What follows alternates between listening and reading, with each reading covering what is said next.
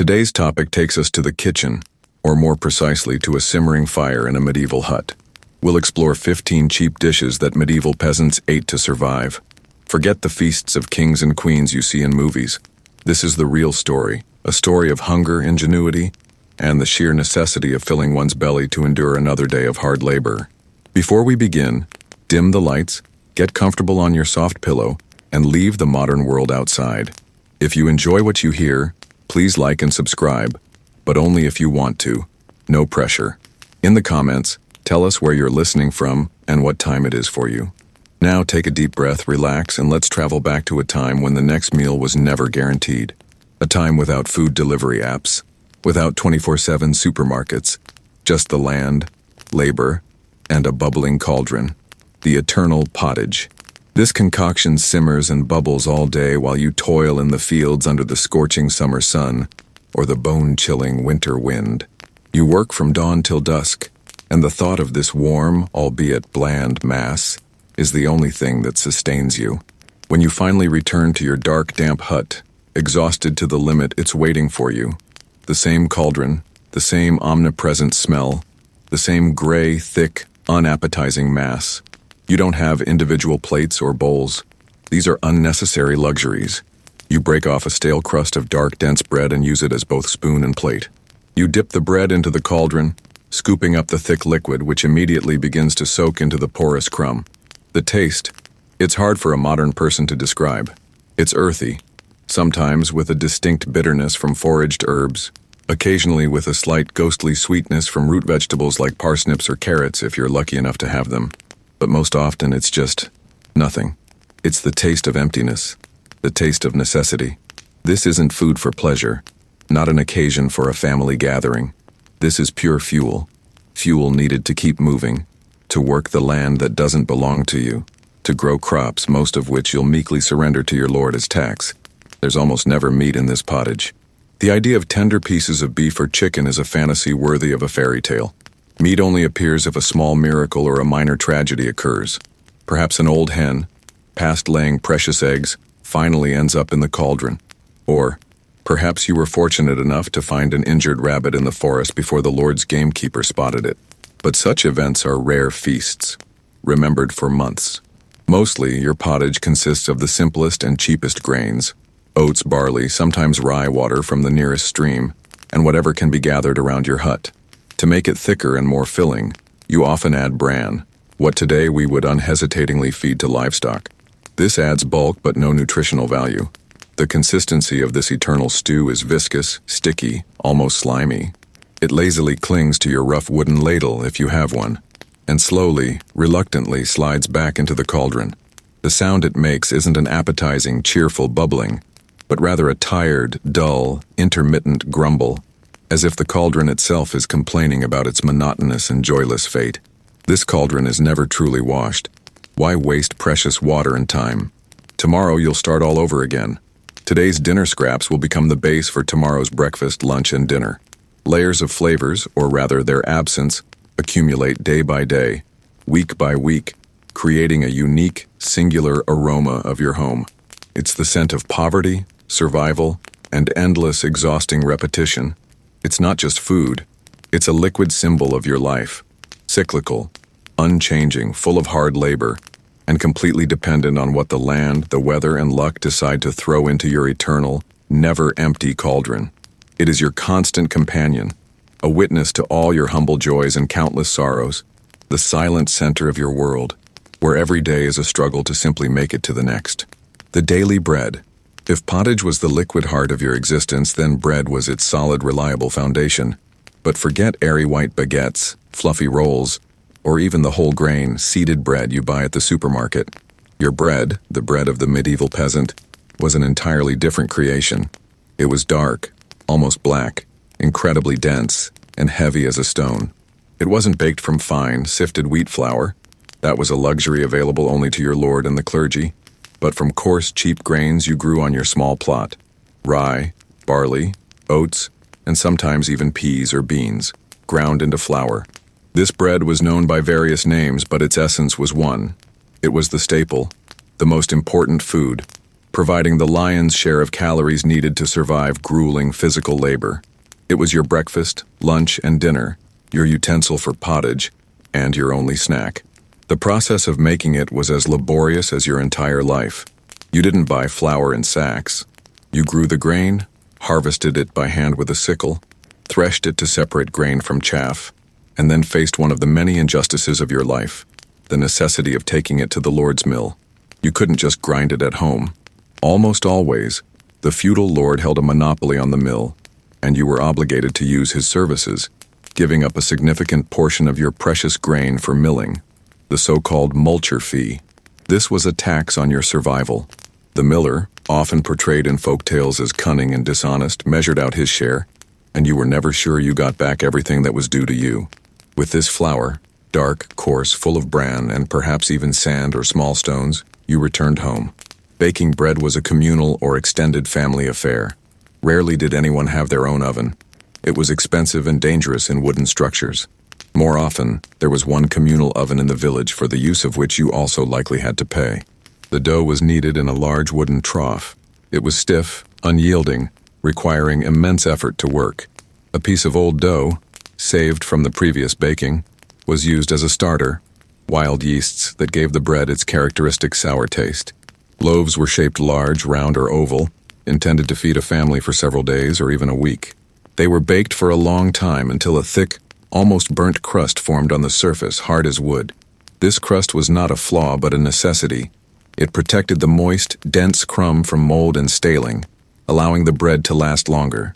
When you ate this bread, it was a ritual. Fresh on the first day, it was the best you could hope for. Its dense, moist crumb was filling, and the sour taste seemed almost pleasant. But the next day, it would begin to stale. After a few days, it would be hard as a brick. You couldn't just bite into it. You had to cut it with a knife if you had one, or break it off, risking a broken tooth. Most often, it was soaked in pottage, weak beer, or just water to make it edible. This soaked bread mass, called sop, was a common meal. Children and the elderly who had trouble with their teeth could only eat such soaked bread. Despite its coarseness, it was a symbol of stability. As long as you had bread, even the stalest, you weren't truly starving. It filled your stomach, gave the illusion of fullness and energy for work. To lose your bread, to be without grain until the next harvest, that's what real hunger meant. This black, heavy bread wasn't just food. It was a measure of your well-being, a barrier between survival and starvation. Every piece of it was the result of your sweat and blood, a reminder of your place in this world, and in its dense, unpretentious texture lay all the harsh reality of your peasant life. The starvation gap, winter with all its hardships, the piercing cold, endless darkness and isolation, has finally receded.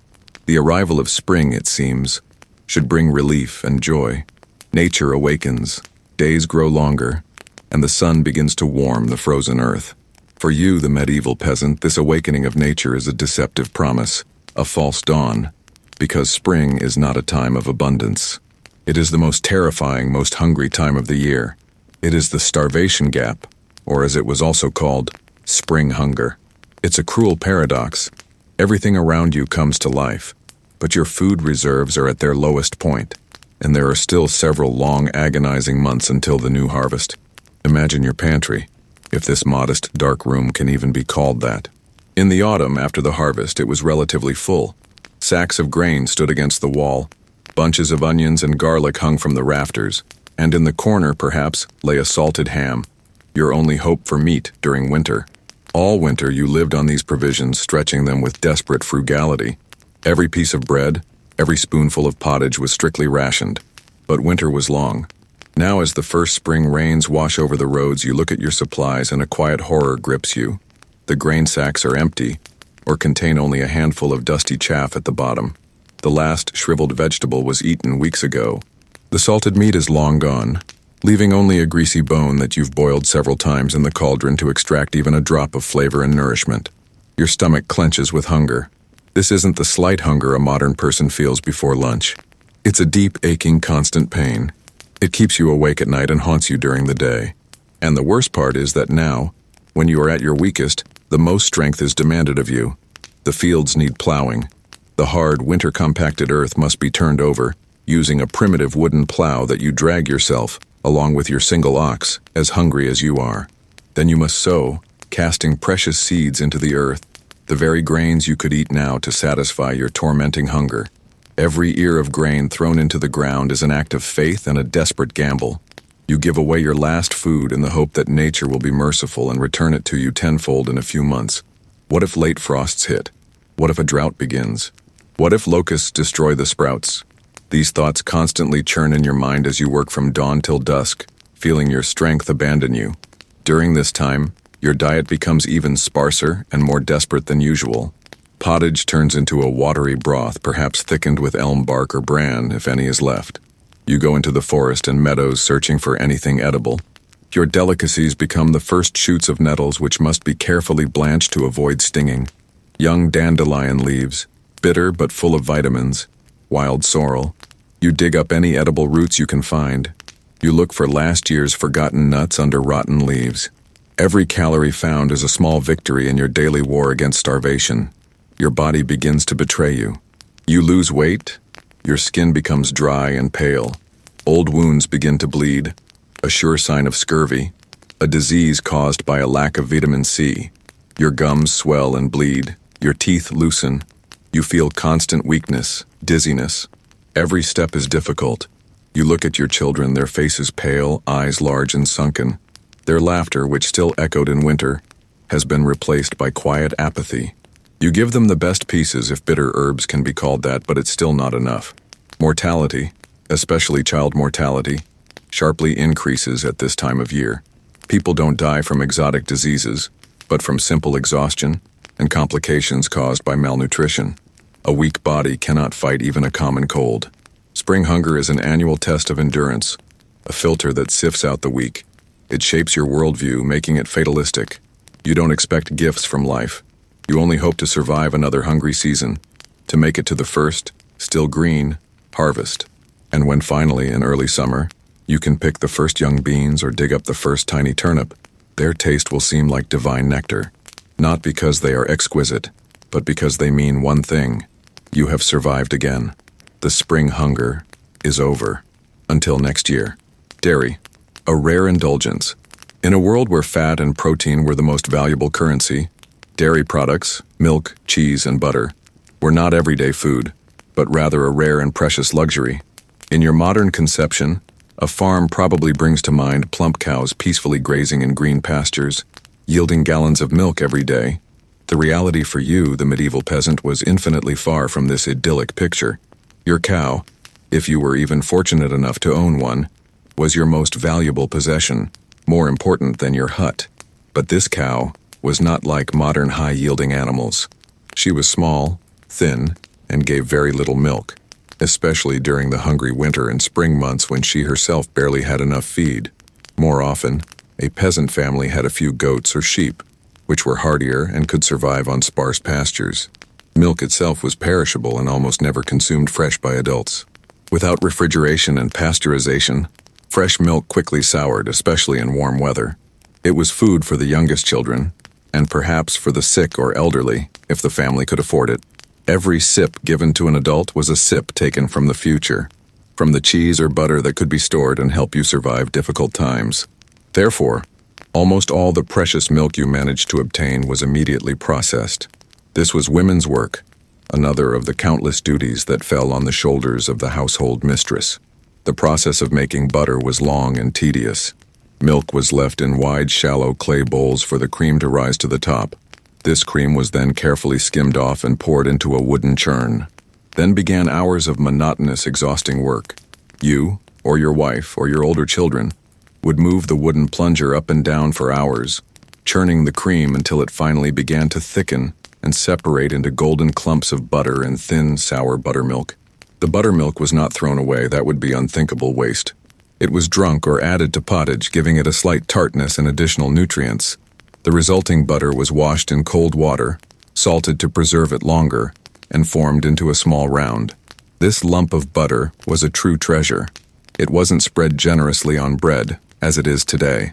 It was used in tiny portions to add a little fat to porridge, grease a pan, or on rare occasions, add to pottage for richness.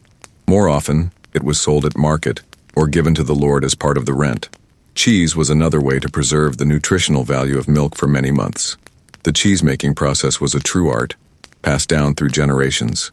Milk was heated over a slow fire, then rennet, a substance from the stomach of a calf, or plant coagulants, such as nettle juice, were added to curdle the milk. The resulting curd was separated from the whey. Again, whey was too valuable to discard. It was drunk, used for baking bread or fed to livestock.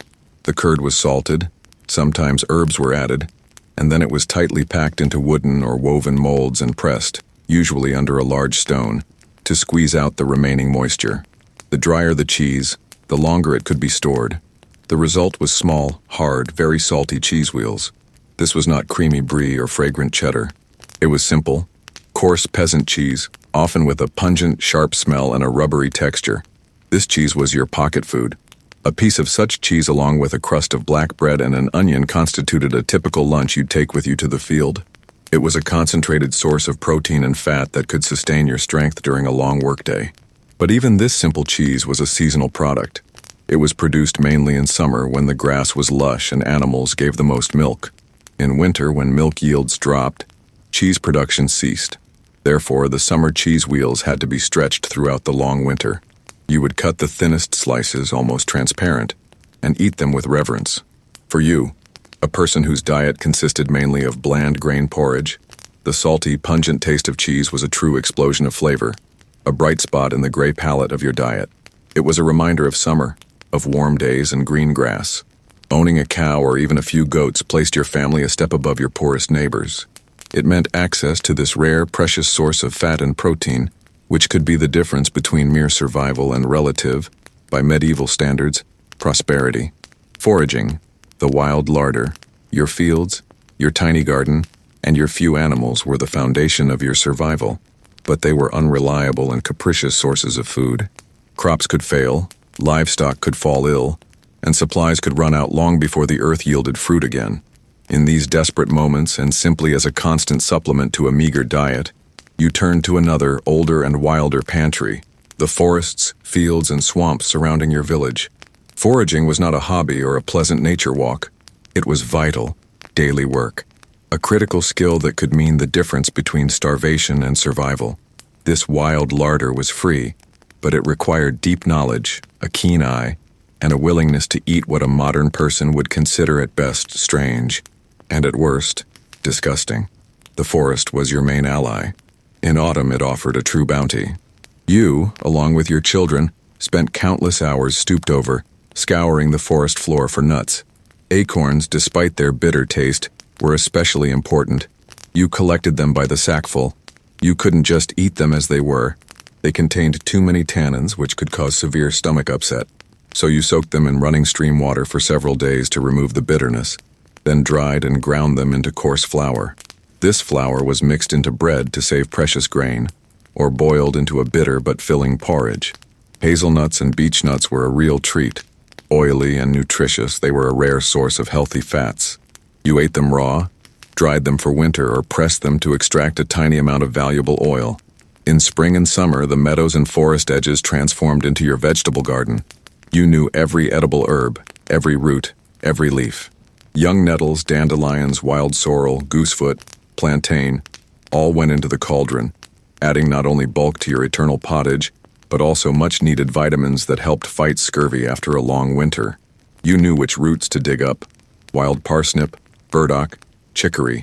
It was hard work, digging them out of the hard earth with a simple digging stick, but they provided a starchy filling base for soup. Berries were a rare and welcome gift. Wild raspberries, blackberries, blueberries, wild strawberries. Their sweet, bright taste was a true feast for your taste buds, accustomed to bland and bitter food. Children would stuff their mouths directly from the bush, staining their faces and hands with purple juice. Whatever made it home was eaten immediately, or, if the harvest was particularly abundant, dried for winter, turning into shriveled, jewel-like morsels of sweetness.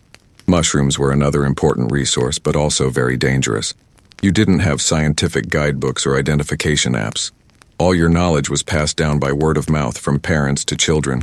You knew that this white mushroom was good and meaty, and that one with the red cap was fly poison that would send you to your grave. You knew which forest to search for chanterelles after rain and where edible bracket fungi grew on old stumps.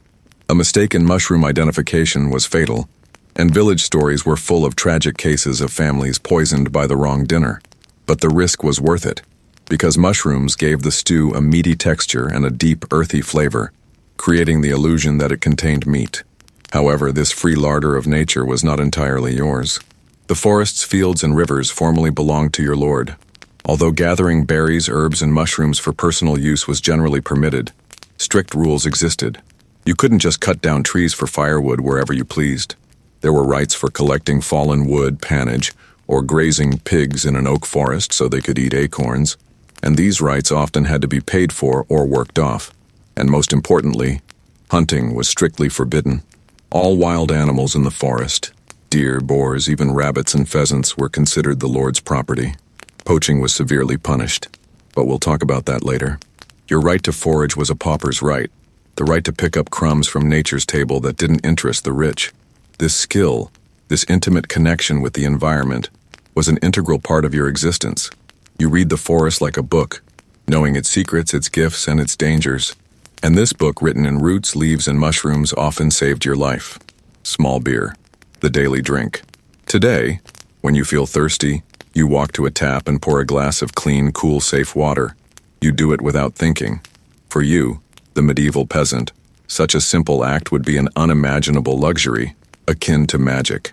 Water in your world was a source not of life, but of constant danger.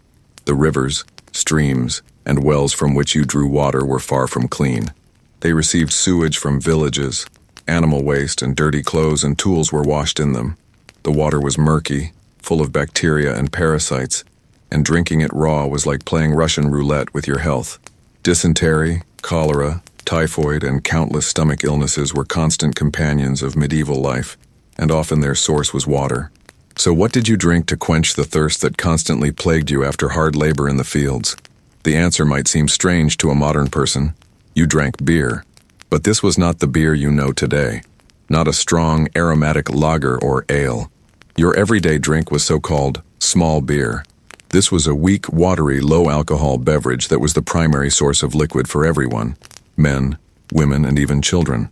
The reason for its popularity was not its taste or the desire for intoxication, but its safety and nutritional value. The brewing process, specifically the boiling of the wort, a mixture of water and grain, killed most of the dangerous bacteria in the water. This made beer a much safer drink than raw water. Furthermore, it was nutritious. Made from barley or oats, it contained calories, B vitamins, and minerals that were so lacking in your meager diet. For a person living on the brink of survival, every calorie mattered, and drinking calories was an efficient way to replenish energy. The production of this beer was another important duty of women, who were called alewives. Practically every household brewed its own beer for the family's needs. The process was relatively simple. Grain, usually barley, was soaked in water to sprout. This process is called malting. The sprouted grain was then dried and coarsely ground. This malted flour was mixed with hot water in a large vat, creating a sweet liquid called wort. The wort was boiled, which was a crucial step for sterilization, then cooled and left to ferment.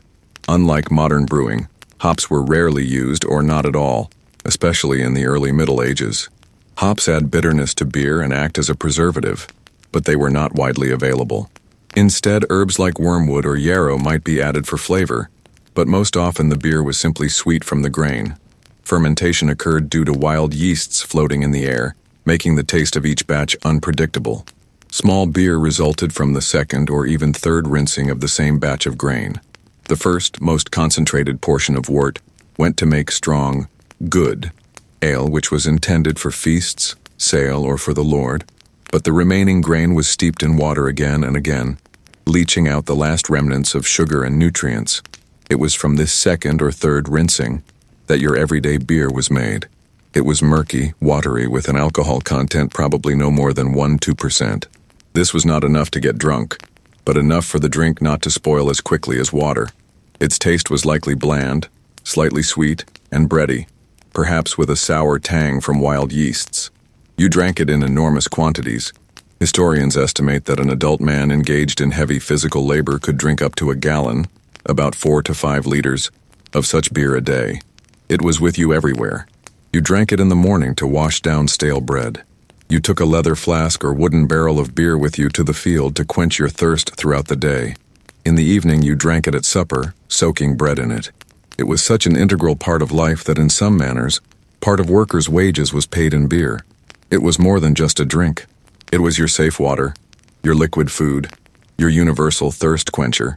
And while its taste would likely seem bland and unpleasant to us today, for you, every sip of this murky, warm, bready beverage was a sip of relative safety and vital energy, allowing you to continue working and surviving in a world full of invisible dangers lurking in every drop of plain, unboiled water. Fish, the elusive protein. In your diet, consisting mostly of grain and root vegetables, protein was a scarce and desired commodity. Meat was an almost unattainable dream, and dairy products a seasonal luxury. In this situation, the rivers, lakes, and even small ponds surrounding your village seemed like an enticing source of food. Fish, unlike land animals, did not require pastures, feed, or care. It simply lived there in the dark water, promising a fresh, protein-rich dinner. However, this food source was far from as accessible as it might seem. Like the forests, waterways were not public property, but belonged to the feudal lord. Fishing was not a free activity, but a strictly regulated right. And for you, the common peasant, it was full of difficulties, rules, and dangers. The right to fish was a complex hierarchical system.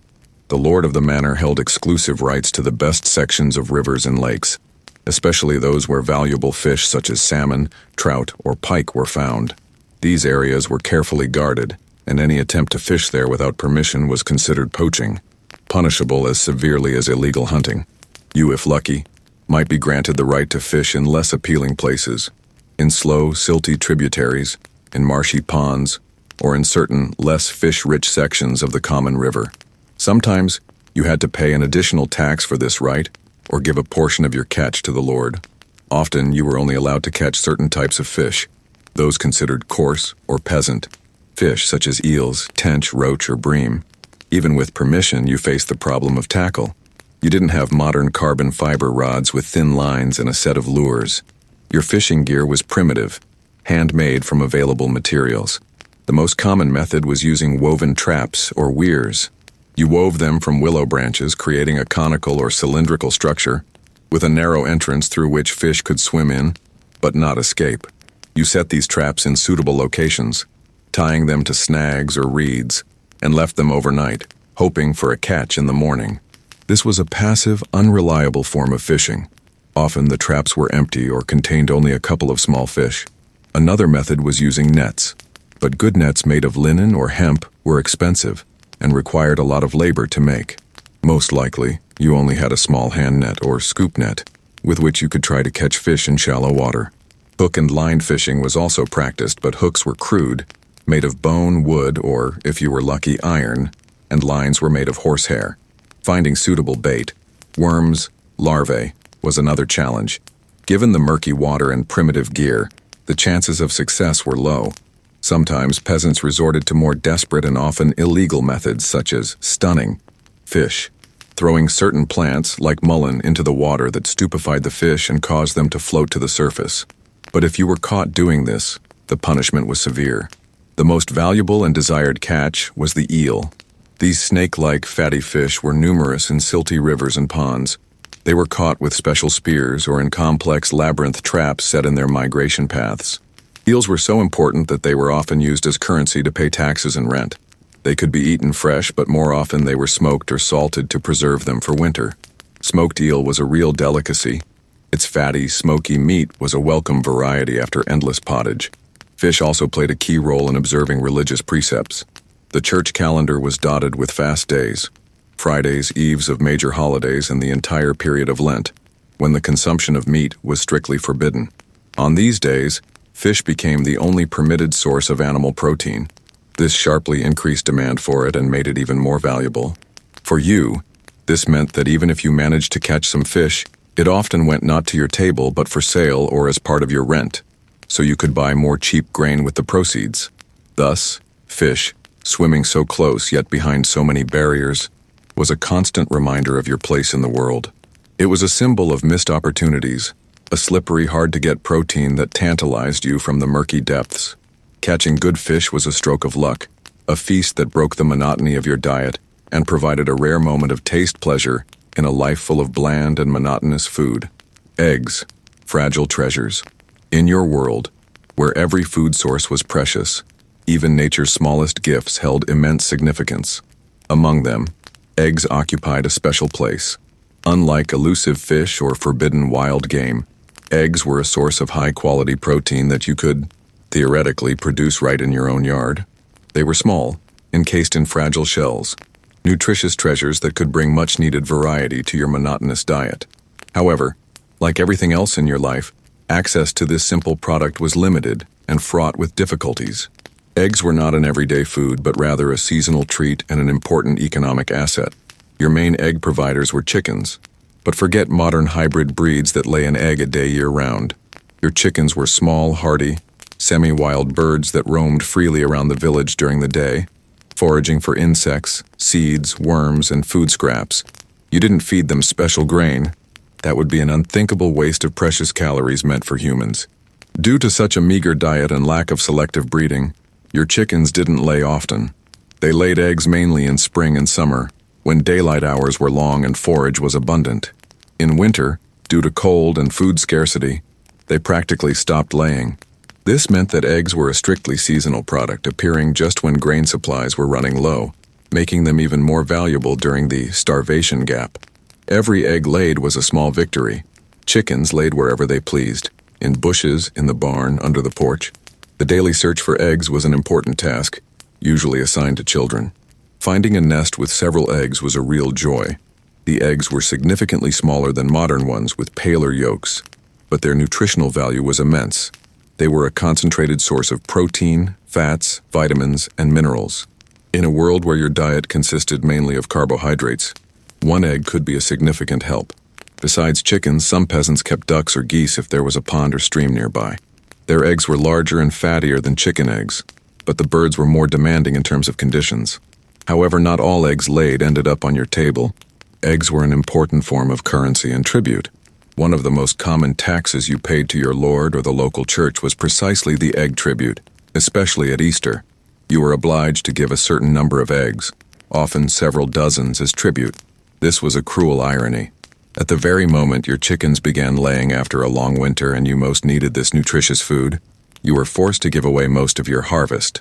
The priest in his sermons might speak of the symbolism of the egg as a sign of new life and resurrection, but for you, it was a very material tax that depleted your reserves. The few eggs that remained for your family were used with maximum frugality. They were rarely eaten plain as scrambled eggs or an omelet. That would be too wasteful. More often, 1 or 2 eggs were cracked directly into the cauldron with pottage or grain porridge. There they dissolved, making the stew a little thicker, more filling, and more nutritious, distributing their benefits to the entire family. Sometimes eggs were hard-boiled. In this form, they were convenient to take to the field as lunch, along with a piece of bread and an onion. The hard shell served as a natural container, protecting the precious contents. Eggs could also be used as a binding agent in baking, if something more refined than ordinary bread was baked, for example, for a festive pie. But this was very rare. Preserving eggs for the future was difficult. One method was to coat them with fat or wax to seal the pores in the shell and slow down spoilage. Another more reliable way was soaking them in lime solution, which created a protective layer. But most often they were simply eaten as quickly as possible. The fragility of eggs was also a metaphor for their role in your life. They were small, fleeting moments of well-being in a sea of deprivation. Finding an egg, eating an egg, it was a small, simple pleasure, a bright spot of taste and nourishment. It was the taste of spring, the promise of new life, which unfortunately too often had to be given to others. Ultimately, your chickens and their rare gifts were another example of your precariedad, instability. You invested labor in caring for them, but the fruits of that labor only partially belonged to you, constantly flowing upwards through the feudal ladder. Pork, the winter lifeline.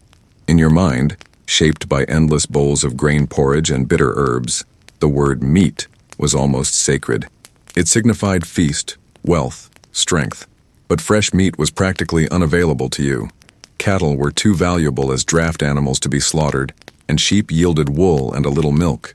The only animal most peasant families kept specifically for meat was the pig. The pig was your walking calorie bank, your insurance for winter. It was undemanding, omnivorous, and remarkably efficient at converting food scraps, acorns, and whatever it could find rooting in the dirt into precious fat and protein. Throughout the year, you fattened your pig, and it was a kind of investment in future survival. The culmination of this process was in late autumn, usually November, when the first cold weather arrived. This was slaughter time. The slaughter of a pig was a significant event for the entire family, and often for the entire community. It was a grim but necessary ritual, marking the end of one cycle and the beginning of another, the season of survival on preserved provisions. This was a man's job requiring strength and a steady hand. The sound of a squealing pig was unsettling, but at the same time, it was a sound of hope, a promise of salted, fatty meat that would help you get through the hungry winter months. After the animal was slaughtered, the most critical stage began, processing the carcass. Not a single part of the pig was wasted. This was a principle taken to the absolute. Blood was carefully collected in basins. It was mixed with oats, lard, and spices to make blood sausage, a nutritious, iron-rich product that was eaten first, as it couldn't be stored for long. The internal organs, liver, heart, kidneys, lungs, were the so-called humble meats. They also had to be eaten within a few days. This was a time of short feast. The family gathered, and something you hadn't seen for months appeared on the table. Fried liver, stewed kidneys, a stew enriched with pieces of heart. It was a rare moment of abundance, a sharp contrast to your usual diet. But this feast was short-lived. The main task was not to gorge yourself now, but to preserve most of the meat for the long, cold winter. And without refrigerators, the only reliable preservation methods were salting and smoking. The entire process was permeated with the smell of salt and smoke. An enormous amount of salt, itself a valuable commodity, was rubbed into every piece of meat. Salt drew out moisture, creating an environment where bacteria could not multiply. Hams, shoulders, bacon, all were packed into large wooden barrels or clay pots, layered with salt, and left for several weeks to cure. This process required attention and knowledge. Too little salt, and the meat would spoil. Too much, and it would become inedible. After salting, many pieces of meat, especially hams and bacon, were sent to the smokehouse. Often this was simply part of the chimney of your hut. The meat was hung high above the hearth, where it slowly absorbed smoke from smoldering wood for many days or even weeks. Smoke not only gave the meat its characteristic flavor, but also acted as an additional preservative, creating a protective layer on the surface. The result was a product far from the tender, juicy bacon you know today. Your salted meat was tough, dry, incredibly salty, and permeated with smoke. It couldn't just be fried and eaten. Before consumption, it had to be soaked in water for many hours, sometimes even a whole day, to remove excess salt. And even after that, it remained tough and very salty. But it was a treasure. In the depths of winter, when the ground was covered in snow and fresh food was unavailable, you would cut a small piece from the precious ham. You wouldn't eat this piece whole. You would throw it into the cauldron with pottage.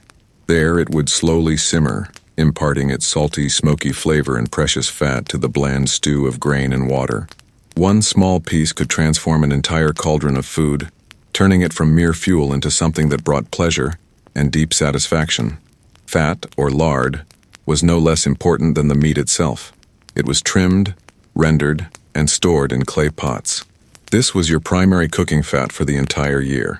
It was used for frying, added to bread dough, and used to grease tools and leather shoes.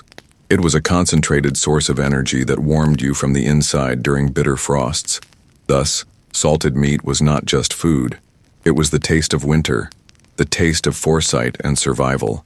Every salty, smoky piece was the result of a year's labor, a reminder of that single day of feasting and of the long, meticulous work of preserving this gift.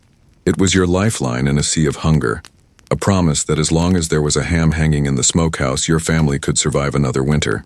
The kitchen garden, a tiny sanctuary. While the fields belonging to your lord demanded the lion's share of your labor to grow grain that you largely surrendered, you had one small plot of land that was truly your own. This was your kitchen garden, or garden by the house. It was usually located directly behind your humble hut. This small patch of land was the domain of women and children, and it was absolutely essential for your family's survival. If the grain fields gave you calories, the garden gave you flavor, vitamins, and the small amount of variety that made your diet at least remotely tolerable. It was your personal pharmacy and grocery store, requiring constant care but rewarding you with its modest but vital gifts. No exotic vegetables grew here. Potatoes and tomatoes, the staples of modern European cuisine, were still unknown in the Old World. They awaited their time in distant America. Your garden was filled with hardy, undemanding, and often coarse-tasting plants that could survive in poor soil and with minimal care. The king of your garden, without a doubt, was the onion. Onions, garlic, and their relative leeks were the absolute basics. They were relatively easy to grow, stored well through the long winter months, and most importantly, they had a strong, pungent flavor. In a world where spices were more expensive than gold, onions and garlic were the poor man's spices. A single onion, thrown into a pot of bland pottage, could completely transform it, adding sharpness and depth of flavor. They were also eaten raw, with a piece of black bread, their sharp taste cutting through the monotony of the grain diet. Furthermore, they were attributed with powerful medicinal properties believed to ward off diseases and evil spirits. Next to the onions grew cabbage, not the dense, neat heads you see today, but rather its older, leafy ancestors. Cabbage was incredibly productive. You could pick the outer leaves throughout the season, and the plant would continue to grow. It was the base for many stews and broths. It was fermented in large barrels, creating sauerkraut, another way to preserve vegetables for winter and get a dose of vitamin C during the cold months. Sauerkraut, with its sharp, sour taste and crunchy texture, was an important addition to fatty salted meat. Another pillar of your garden were root vegetables, but not the sweet, bright orange carrots, but their paler, tougher ancestors, which came in white, yellow, or purple. Next to them grew parsnips and turnips. These vegetables were a valuable source of carbohydrates and could be stored in a cellar or simply in a pit filled with sand throughout the winter. They were Swedish, especially after the first frosts, and added not only bulk to the pottage but also a pleasant sweetness that was a great rarity in your life. Turnips, in particular, had a reputation as peasant food, but their ability to grow in almost any soil and store well made them indispensable. Peas and beans were your primary sources of plant protein. You grew them not only for fresh pods in summer but also for dried beans. Dried peas and beans were the basis for thick porridges and stews, especially on fast days when meat was forbidden. They were ground into flour and added to bread to make it more nutritious. Pea pottage was a classic dish, thick, hearty, and warming. In addition to these main crops, your garden grew a variety of herbs. This was your home medicine cabinet: sage, thyme, rosemary, parsley, mint. These herbs were used not only to flavor food but also for medicinal purposes. Sage was considered a remedy for colds, mint soothed the stomach, and thyme was used as an antiseptic. You dried them in bunches, hanging them under the roof, and used them throughout the year. They were a way to mask the taste of stale food, add the illusion of variety, and perhaps truly help with minor ailments. Work in the garden never stopped. You had to constantly loosen the soil, fight weeds, and ward off birds and slugs. The soil was fertilized with whatever was at hand: ashes from the hearth, food scraps, manure from the few livestock. Every plant counted. This small patch of land was a microcosm of your struggle for survival. It required constant attention and hard labor, but in return, it gave you some degree of autonomy and control over your food. Unlike grain from the Lord's fields, the harvest from your garden belonged to you, and although it was modest, it was vital. It added color, flavor, and nutrients to your gray diet, making life a little more tolerable. Every plucked cabbage leaf, every dug turnip was a small victory, a testament to your ingenuity and resilience. Poaching, the forbidden feast. The forest, which began where your village fields ended, was a place of dual nature. On the one hand, it was your wild larder, a source of firewood, nuts, berries, and mushrooms. On the other, it was a territory of strict laws and brutal punishments, because the forest and all its inhabitants, from the mighty deer to the smallest rabbit, belonged not to you but to your lord. Hunting was the exclusive privilege of the nobility, a symbol of their status and power. For you, the peasant, hunting was forbidden fruit, a deadly temptation that could cost you not only your freedom but your life. This was poaching. Imagine the gnawing hunger of spring or the monotony of a winter diet. You are working in the forest, gathering fallen wood, and suddenly you see a covey of pheasants or a rabbit scurrying by. In that moment, a struggle takes place in your mind. This rabbit is not just an animal. It's a few pounds of fresh, precious meat. It's a filling dinner for your whole family, perhaps the best all year. It's protein that will give your children strength. But this same rabbit is the Lord's property. To kill it is to commit a crime against his authority and his law. The temptation was enormous and many could not resist it. Poaching was an act of desperation, a quiet rebellion against a system that condemned you to a semi-starved existence while food ran and flew all around you. You didn't hunt for sport, like the nobles. You hunted for survival. Your methods were silent, clandestine, and ingenious. You had no pack of hounds or crossbow. Your main weapons were cunning and knowledge of the forest. The most common tools of a poacher were snares and traps. You wove them from horsehair or strong plant fibers, making them almost invisible. You knew the trails animals used and set your snares in the paths of rabbits or hares. You made pitfalls for birds, using a few precious grains as bait. It was a game of patience and luck. Every morning you went to check your traps with a pounding heart, constantly looking around, wondering if the Lord's gamekeeper was watching you. Finding a rabbit in a snare was both a triumph and the beginning of a new, dangerous phase. Now you had to bring the quarry home unnoticed. You hid the carcass under your clothes or in a sack of firewood. Then you had to dispose of all evidence. The skin and bones couldn't just be thrown away. They could be found. They were burned in the hearth or buried deep in the ground. Cooking the meat was also risky. The smell of roasted meat coming from a peasant's hut could arouse suspicion. It was often boiled in a cauldron with other ingredients to make the smell less strong. This illegal catch had to be eaten quickly, leaving no traces. It was a secret, silent feast overshadowed by the constant fear of exposure. The consequences of being caught were terrifying. Forest laws were among the harshest. They were created not for justice, but to protect the privileges of the nobility. Punishments varied depending on the severity of the crime and local custom, but they were always brutal. For killing small game like a rabbit or pheasant, you could be publicly whipped, tied to a post, or branded with a hot iron so everyone would know of your crime. You could be fined an enormous sum that you could never pay, which effectively turned you into a serf. A finger or even a hand could be chopped off so you could never again draw a bowstring or set a snare. Hunting large game, especially deer, was considered the gravest crime. Deer were noble animals, whose hunting was the exclusive privilege of the king and the highest nobility. Killing a deer was equated with killing a human. If you were caught, the punishment was almost always death by hanging. The Lord's gamekeepers and foresters constantly patrolled the forests. They were often cruel and ruthless men who were rewarded for every poacher caught. They knew all the tricks and stratagems, and catching you was a matter of honor and profit for them. Despite the mortal danger, poaching was an integral part of peasant life. It became the subject of countless folk ballads and legends, the most famous of which is the story of Robin Hood, the noble outlaw who hunted the king's deer not for himself, but to feed the hungry. These stories were not just entertainment. They were an expression of popular anger and a dream of justice. In these tales, the poacher was not a criminal, but a hero who challenged an unjust system. For you, in real life, it was not a heroic act, but a desperate gamble. Every time you set a snare, you weighed your family's hunger on one invisible scale, and your life and freedom on the other. And too often, hunger outweighed everything else. This piece of forbidden meat, eaten in fear and silence, was the bitterest and sweetest of all the dishes you ever tasted. Sweetness, a fleeting joy. In your world devoid of refined sugar, chocolate, and confectionery, the concept of sweet had an entirely different meaning. Your palate was attuned to the bitterness of herbs, the acidity of sourdough, and the blandness of grain. In this context, any hint of sweetness was not merely a pleasure, but a true revelation, a rare and precious gift of nature. You had only two primary sources of this sweetness: wild bee honey and seasonal fruits. These gifts were fleeting.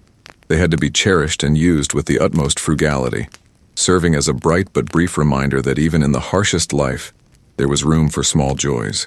Honey was the main sweetener of the Middle Ages. It was nature's sugar, concentrated sun energy, gathered and processed by bees. But obtaining it was not easy and often dangerous. Bees did not live in neat hives in your apiary. Wild bees built their nests in hollows of old trees, high above the ground, or in rock crevices. Finding such a nest, or bee bowl, was an art requiring observation and knowledge of the forest. You followed the flight of bees looking for characteristic signs of their presence. Discovering a wild hive was a stroke of great luck. The process of extracting honey itself, known as bee hunting or honey gathering, was a risky endeavor. You had to climb a tall tree using ropes or primitive ladders. You had no protective suit of a modern beekeeper. Your only defense was thick clothing and smoke from a smoldering brand, which you used to subdue the enraged swarm. You were inevitably stung, sometimes dozens of times. For a person with allergies, this could be deadly, but the reward was worth the risk.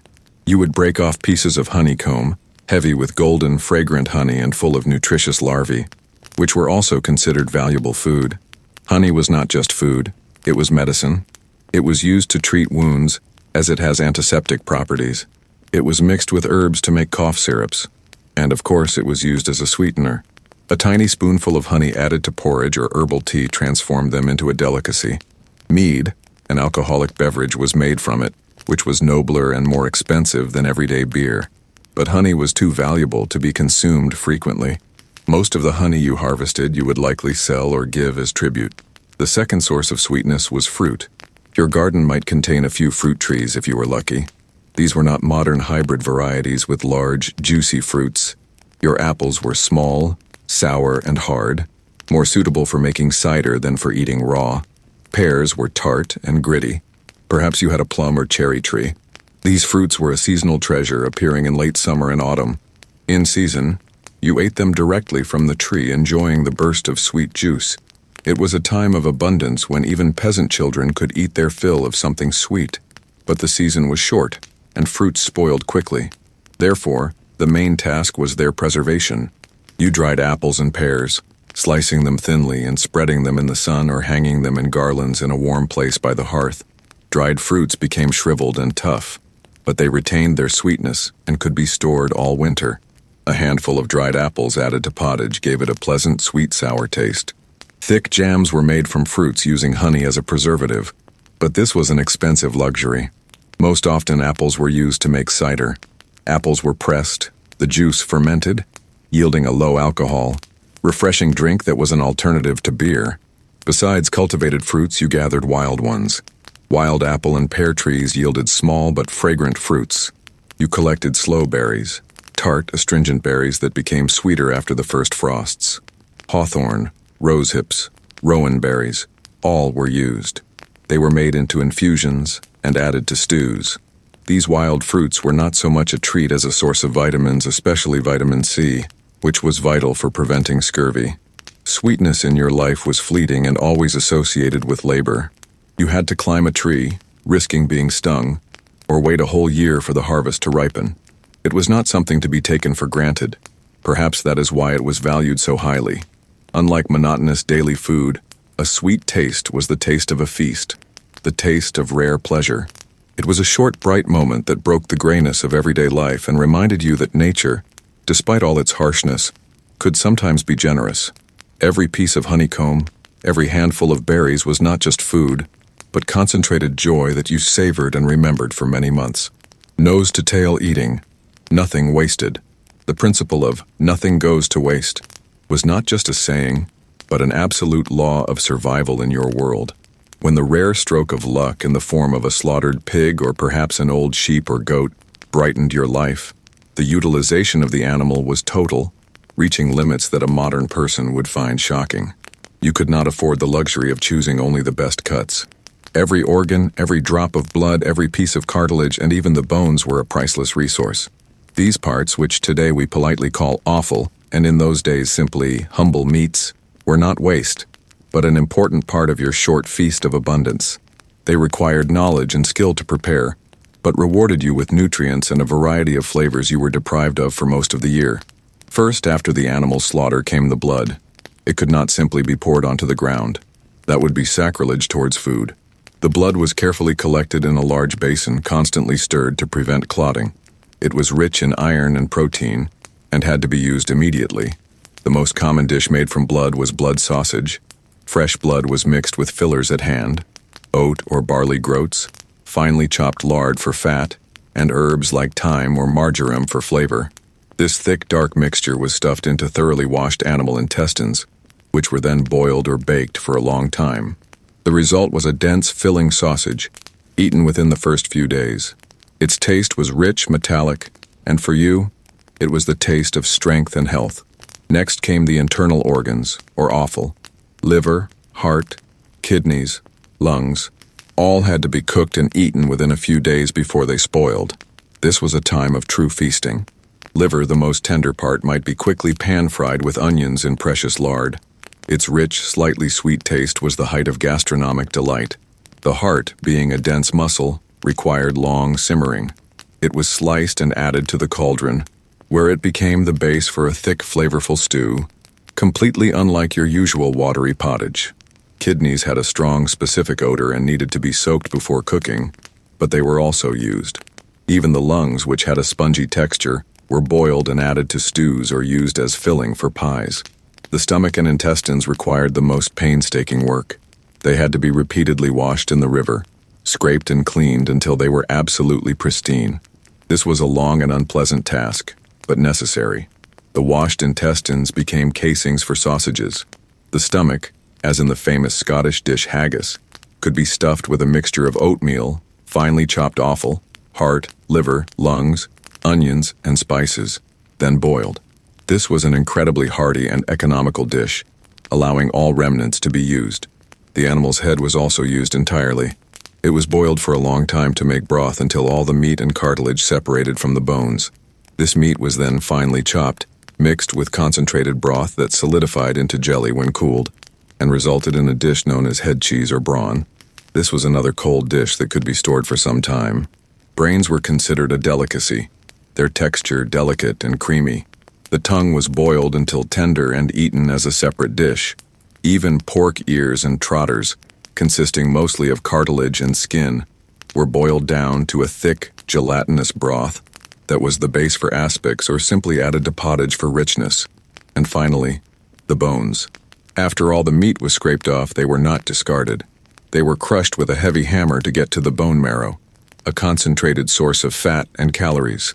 Bone marrow was eaten directly from the bone, spread on bread, or added to soups, and the crushed bones themselves were thrown into the cauldron and boiled for hours, sometimes days, releasing the last remnants of nutrients and gelatin into the broth. This bone broth was the base for many soups and sauces, and was believed to give strength to the sick and weakened. Such total utilization of the animal was dictated not by greed, but by harsh necessity. It reflected a deep respect for food and an understanding that in a world where hunger always lurked, nothing could be wasted. For you, this was the natural order of things. Every part of the animal had its purpose and its taste, and the knowledge of how to prepare these humble parts was as important a culinary skill as knowing how to bake bread. This was the gastronomy of poverty, transforming what we today consider waste into the foundation of survival. Church fasting, dietary restrictions. Your life, and particularly your diet, was regulated not only by the changing seasons and the will of your Lord, but by another equally powerful force, the church. Religion permeated every aspect of medieval life, and its precepts regarding food were strict and obligatory for everyone, from the king to the humblest peasant. The church calendar was dotted with fast days when the consumption of meat and, in some cases, other animal products such as dairy and eggs, was strictly forbidden. These rules were not just recommendations. Their violation was considered a sin and could lead to both ecclesiastical censure and very real punishments.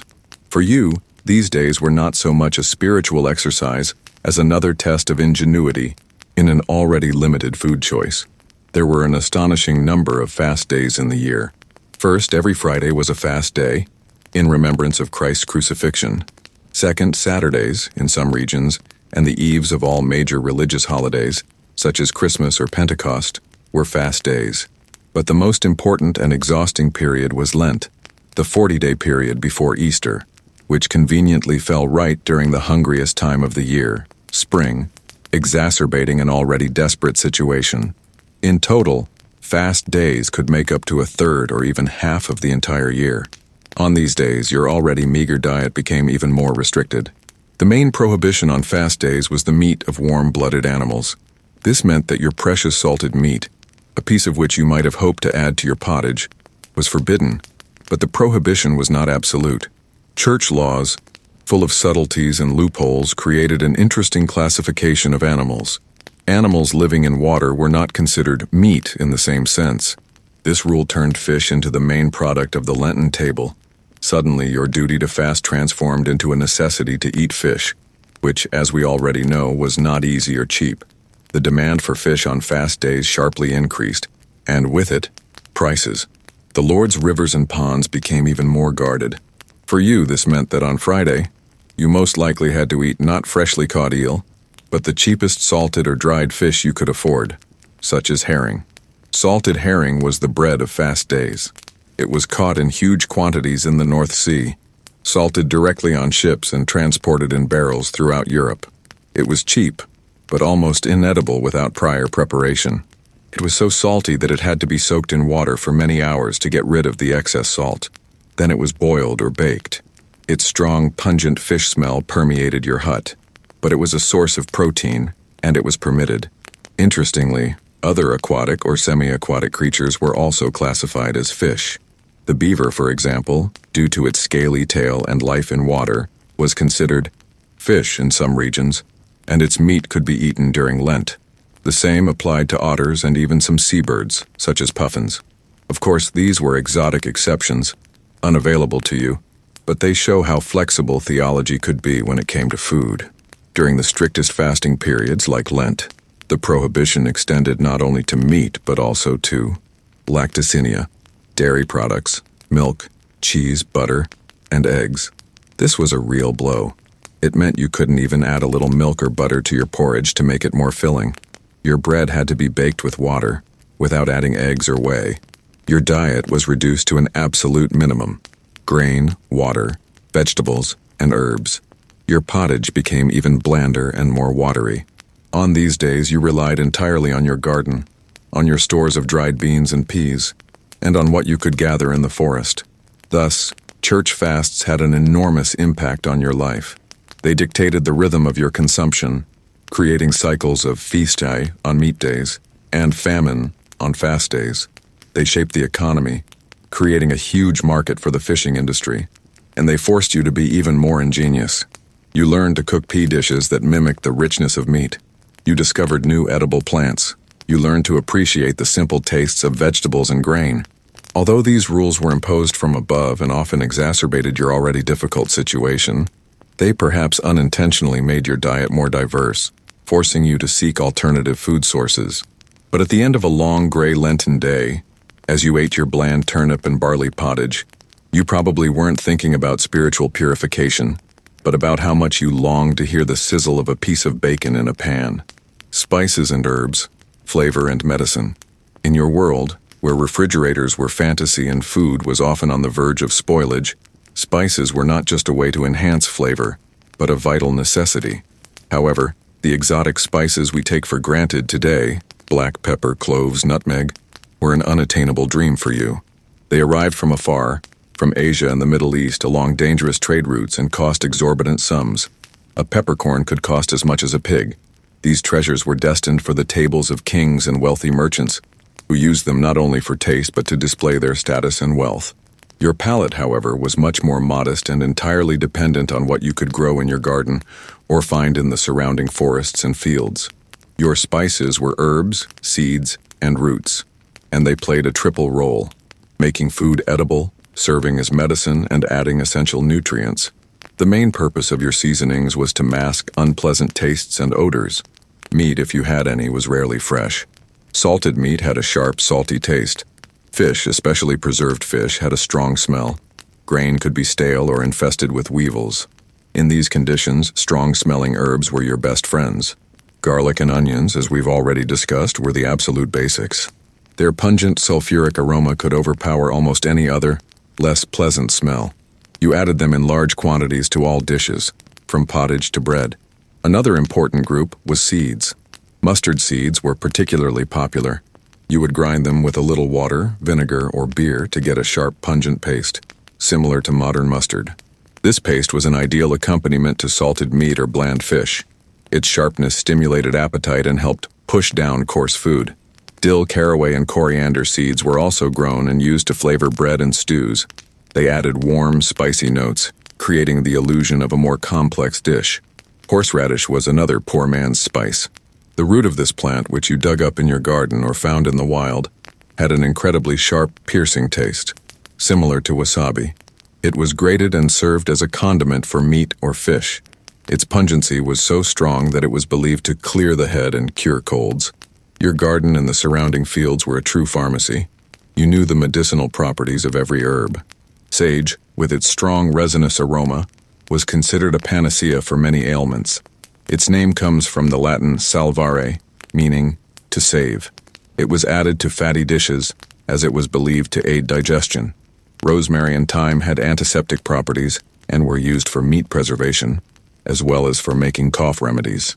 Mint and lemon balm went into soothing teas that helped with stomach aches or insomnia. Chamomile, elderflower, yarrow, all these plants were gathered, dried, and stored for use as medicines and culinary additives. These herbs not only improved taste and healed, but also added micronutrients and vitamins to your meager diet.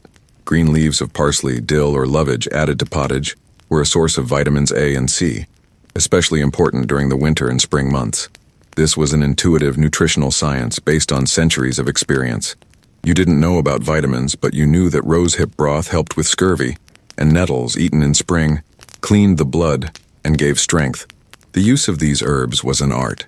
You knew which herbs paired well with each other, which were best added at the beginning of cooking, and which at the end. You knew how to dry them properly to preserve their aroma. This knowledge was passed down from mother to daughter, and was as important a part of a woman's education as spinning or weaving. While men worked in the fields, women managed this small world of flavors and aromas, transforming a meager set of basic ingredients into something edible and even beneficial. Thus, although your table lacked the exotic spices of the East, it was not entirely tasteless. It was filled with the strong, earthy green aromas of your native land. The taste of your food was the taste of survival, bitter, sharp, sometimes spicy, but always real. These simple herbs and seeds were your way of fighting monotony, disease, and spoilage. They were a testament to your ingenuity and deep connection with nature, which even in the harshest conditions provided you with everything you needed to survive and add at least a little flavor to your life. Food as a tool of power.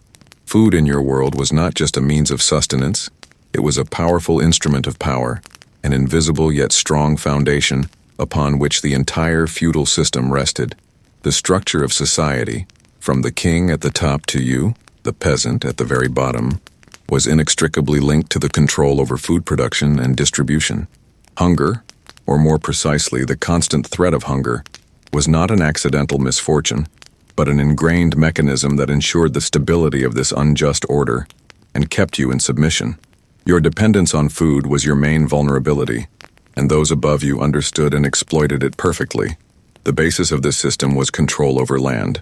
You did not own the land you worked. It belonged to your lord, a baron, knight, monastery, or bishop. You were merely a tenant. In exchange for the right to cultivate your small plot, a mansus, and feed your family from it, you were obliged to perform numerous duties. The main one was corvée labor. You had to work several days a week for free on the lord's fields, the so-called domain. You plowed his land, sowed his grain, harvested his crops, and all this, before you could even tend to your own field. This meant that the best working days, the best weather conditions went to the lord's harvest, and your own crops often suffered from delays. Then came the rent in kind. You were obliged to give a significant portion of the harvest grown on your own plot as rent. The amount of rent could be fixed or a certain percentage of the harvest. To this was added the church tithe, the obligation to give a tenth of everything you produced, grain, livestock, eggs, honey, to the local church. Add all this together, corvée, rent, tithe, and you will understand that most of the fruits of your exhausting labor went upwards to support those who did not work the land. Only the bare minimum for survival was left for you and your family, or in bad years even less. This system created a constant, deliberate scarcity. It was designed so that you could never accumulate significant surpluses. You never had a safety net. One bad harvest year, caused by drought, flood, or crop disease, could be a catastrophe for you, while the Lord's barns, filled by the labor of hundreds like you, had grain in abundance. In such times, you were completely dependent on his mercy. He might lend you grain to survive until the next harvest, but this loan was not an act of charity. It was debt peonage. You had to repay the debt with enormous interest, making you even more dependent the following year. The Lord was not just a landowner, he was your monopolistic banker, and the currency was food and your life. Control also extended to other aspects of food production. As we already know, you couldn't just mill your own grain. You were obligated to use the Lord's mill and pay for it. You couldn't bake bread in your own oven. You had to use the communal oven, which also belonged to the Lord, and again, pay. The same applied to the press for grapes or apples. Every link in the chain of your food production was taxed, going into the feudal lord's pocket. These monopolies not only enriched him, but constantly reminded you of your dependence and his power. Hunger effectively suppressed any dissent.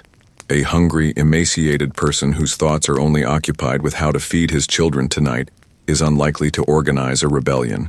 All your energy went into the struggle for survival. You had neither the time nor the strength nor the resources to challenge the system. Moreover, the system created competition among the peasants themselves for limited resources, which hindered unity. And when hunger did lead to revolts, they were brutally suppressed by the Lord's well-fed soldiers. Thus, your empty stomach was as much a symbol of the feudal lord's power as his castle on the hill. The lavish feasts held by the nobility were not just gluttony, they were political theater, a demonstration of their complete control over the food chain. Exotic spices, white bread, an abundance of meat and wine, all of this was visual confirmation of the chasm that separated their world from yours. They feasted because you starved.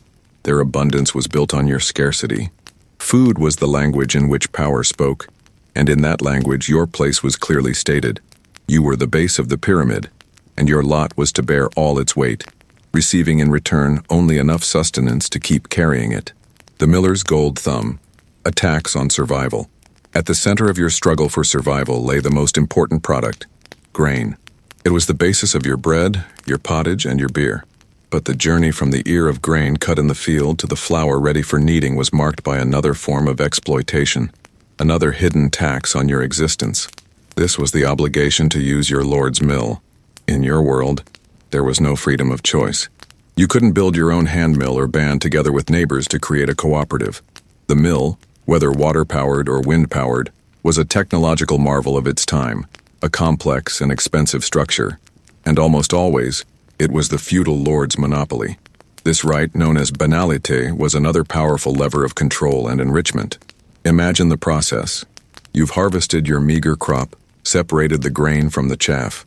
Now you have sacks of precious grain in your hands, the result of a whole year of your labor. But you can't just bake bread from it. The grain needs to be ground. You hoist the heavy sack onto your back, or if you're lucky, onto a donkey and set off for the Lord's mill. It might be several miles from your village. You waste precious time and energy that you could have spent working in the field or garden. Upon arriving at the mill, you enter the miller's domain. The miller was one of the most important and at the same time, most hated figures in a medieval village. He was the Lord's servant, his representative in this key process. In folklore and literature, for example, Chaucer's Canterbury Tales, the miller is almost always portrayed as a cheat and a thief, and there were good reasons for that. Your fee for grinding, the so-called multure fee, was not in money. You paid in kind, a portion of your own grain. The miller would plunge his large wooden scoop into your sack and take his share. This share could be fixed, for example, 1/16 or 1/20, but you had no way to precisely control how much he took. It was a common belief that millers had scoops of different sizes, or that they simply plunged their hand into the sack multiple times. But the potential for cheating didn't end there. There were many ways a dishonest miller could deceive you. He might claim that part of the flour was lost to shrinkage or carried away by the wind. He might mix your good wheat, if you had any, with cheaper rye or even bran. The most famous trick was the golden thumb. The proverb said, "Every miller has a golden thumb." This meant that he was skilled at subtly sifting out some of the flour for himself during the milling process. You stood and watched your precious grain disappear between the enormous millstones, and you prayed that the miller was an honest man, even though you knew he probably wasn't. You were at his mercy. Complaining to the Lord was useless. The miller was his man and brought him income. The millstones themselves could also be a source of problems. If they were poorly calibrated, some of the grain might not be ground properly. If the stones were soft, their particles would get into the flour, which not only spoiled its quality, but also led to rapid wear of teeth in those who ate bread made from such flour. Archaeological studies of medieval skeletons often show terrible dental conditions, And one reason is the constant presence of abrasive particles in the bread. Beyond outright theft, the system itself was humiliating. You brought the product of your labor, and you were forced to pay with your own product for the right to process it. It was a constant cycle of dependence. You could not circumvent this system. Attempting to grind grain at home with hand querns was illegal. If the Lord's gamekeepers found such querns in your home, they were confiscated, and you were subjected to an enormous fine. The monopoly was strictly guarded. Thus, every time you ate your bread, you literally swallowed a reminder of your subservient position.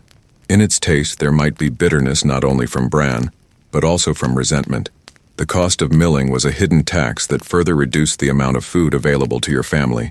This was not just an economic transaction. It was an act of power.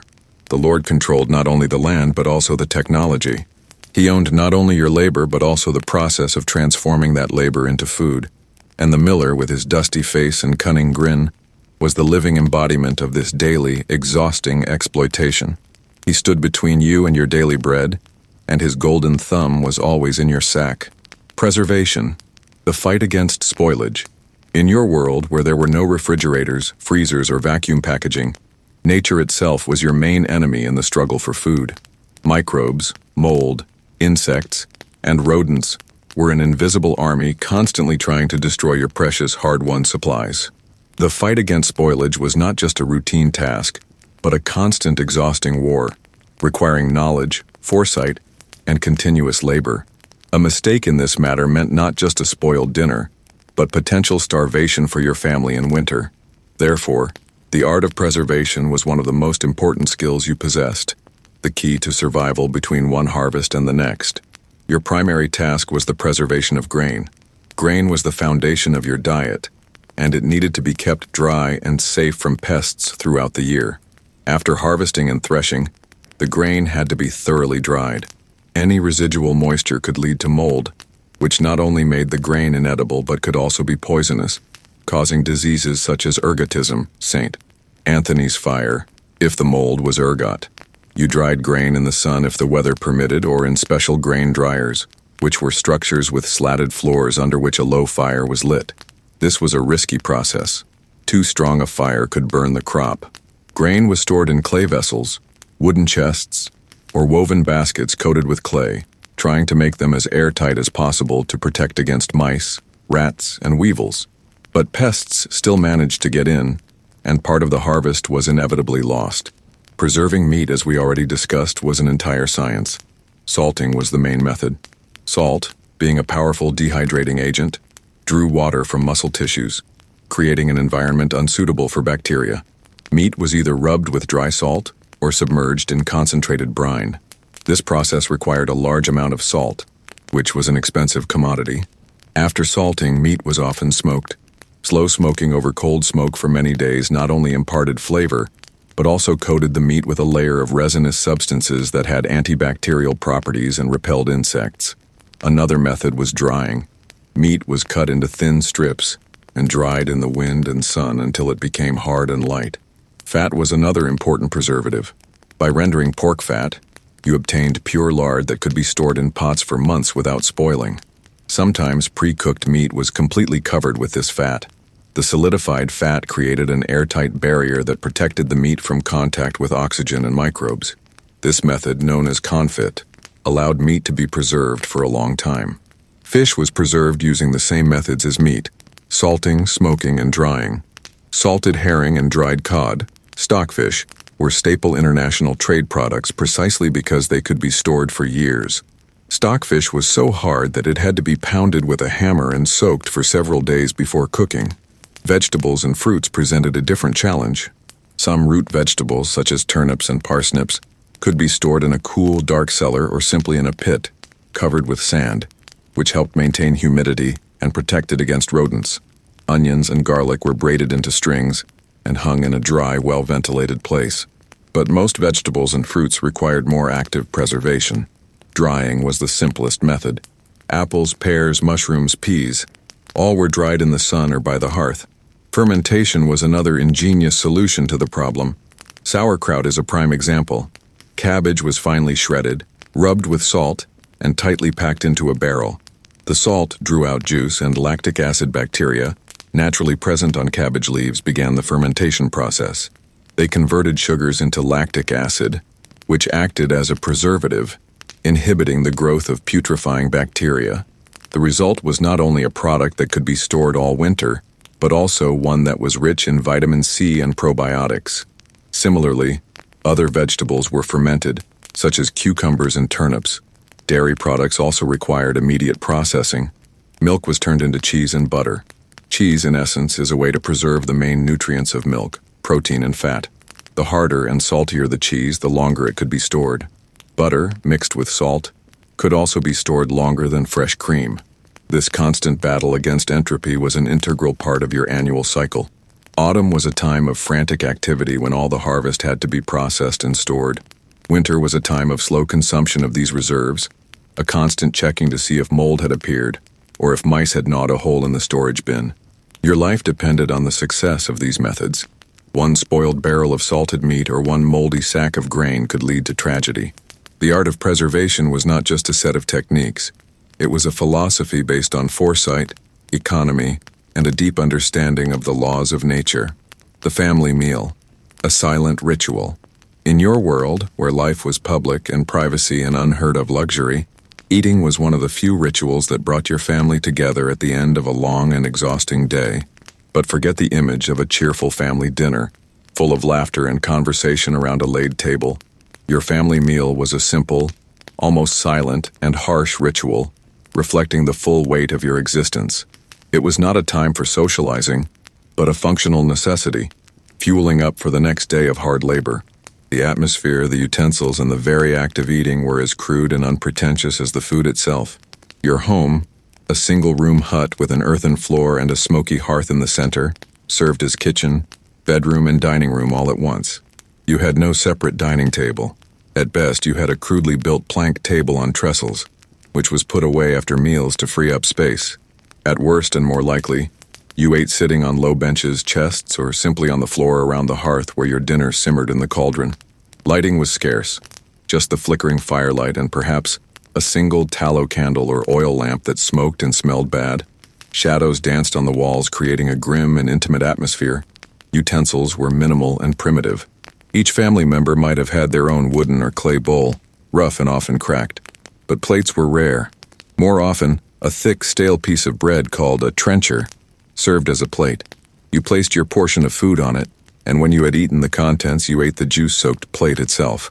This was an ingenious way to avoid washing dishes and to waste not a drop of food. Eating implements were even rarer. Forks were not yet in common use in your world.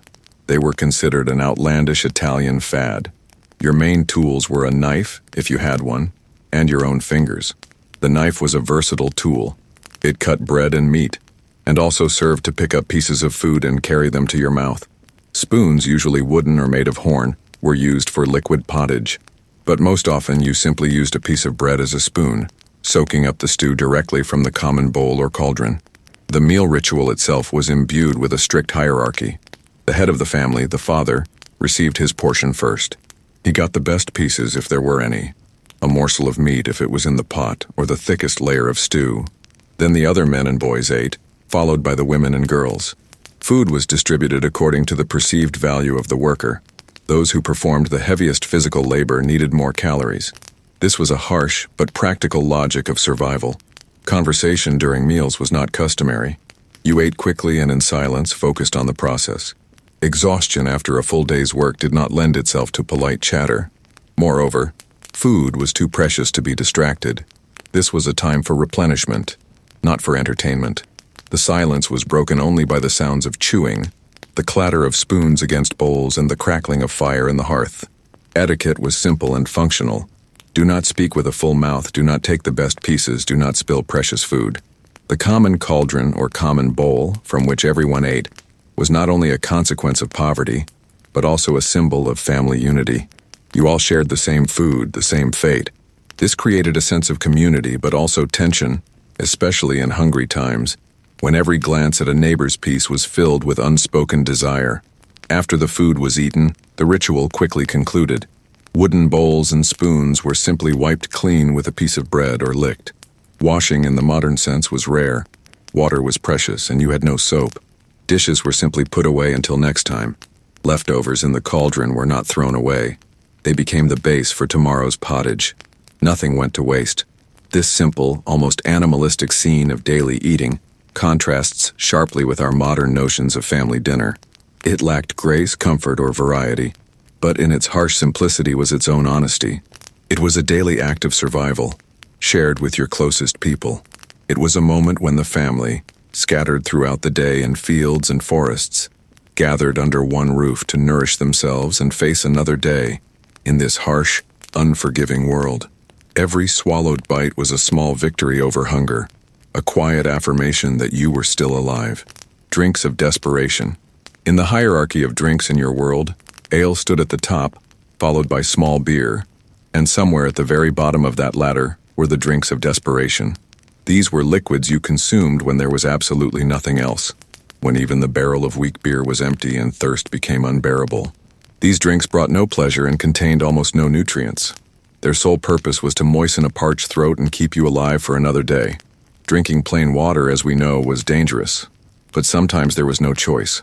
However, even here, you tried to find ways to make it at least a little safer or to give it a semblance of taste. Two such drinks of desperation were pasca and simply water with vinegar. Pasca was a drink inherited from the Romans. Roman legionaries had drunk this mixture of water and sour wine, vinegar, for centuries during their campaigns. It was cheap, quenched thirst better than plain water, and most importantly, the acetic acid had mild antiseptic properties. It didn't fully sterilize the water, but it could inhibit the growth of some bacteria, making the water slightly safer to drink. In your medieval world, this drink didn't disappear, but transformed into a beverage for the poorest. Vinegar was a byproduct found in every household where wine or beer was made. If wine or beer turned sour due to bacterial contamination, it wasn't discarded. It turned into vinegar. This sour, pungent product was used as a seasoning and preservative, but also as a base for a drink. You would take water from the nearest stream or well, that same murky, unreliable water, pour it into a pitcher, and add a little vinegar. The vinegar masked the unpleasant, stale taste of the water and gave it a sharp, piercing acidity. The taste of this drink was, to say the least, an acquired taste. Imagine very diluted, unsweetened vinegar.